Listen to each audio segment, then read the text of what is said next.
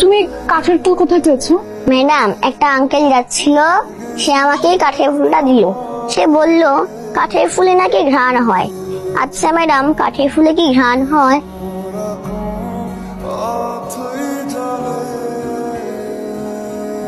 আপনাদের এখানে নাকি নতুন একজন কর্মচারী এসেছে।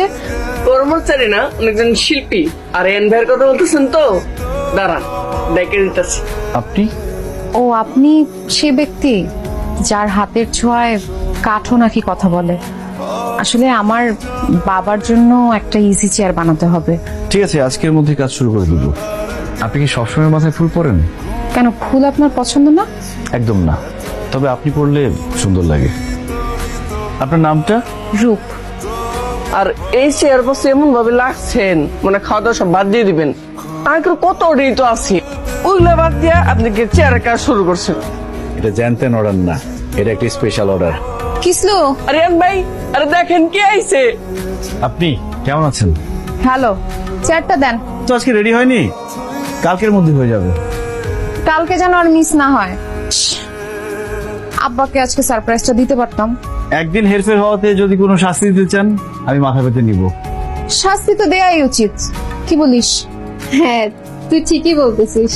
আচ্ছা, সারা রাত চিন্তা করে তারপর আপনারা জানাবো কি শাস্তি আপনার। তুই কি তাকে সত্যি শাস্তি দিবি নাকি প্রেমে পড়ছিস বলতো? কতদিন ধরে আমার পেছন পেছন ঘুরছে, উনি ভেবেছে কি আমি কিচ্ছু বুঝি না। তোকে যেভাবে দেখে প্রেমের চাহনি ছাড়া আর কিচ্ছু না। যা করবি ভেবে চিন্তা করিস।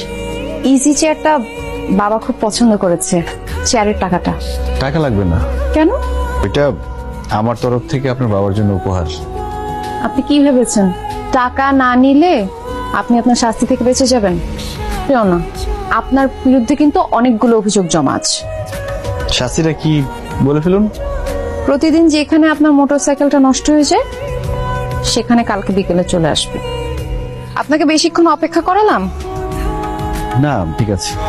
আমার শাস্তিটা কি যদি বলতেন। ভালোবাসলে এত অস্থির হতে হয় না, প্রেমিকদের হতে হয় গাছের মতন। না, সাহস অনেক বেশি, তাই না? প্রতিদিন আমার পিছু নেন। আপনি কি ভেবেছেন আমি রাজি হয়ে যাব? এত সহজে পটে যাব? কি ভয় পাচ্ছেন? না, ভয় পাচ্ছি না। বাহ, প্রেমিকদের মতন কথা। তাহলে আপনার শাস্তি হচ্ছে আগামী 1 সপ্তাহ আপনি আমার পিছু নিতে পারবেন না। আমাকে ভালো না বেসে আপনার থাকতে হবে। এরপরেও যদি আপনি দেখেন আমাকে না ভালোবেসে না দেখে থাকতে আপনার অশান্তি লাগছে, তখন আমি আপনার জন্য এখানে অপেক্ষা করব। আপনি এসে আমাকে সরাসরি প্রপোজ করবেন। কিভাবে করবেন সেটা আমি জানি না। গেলাম।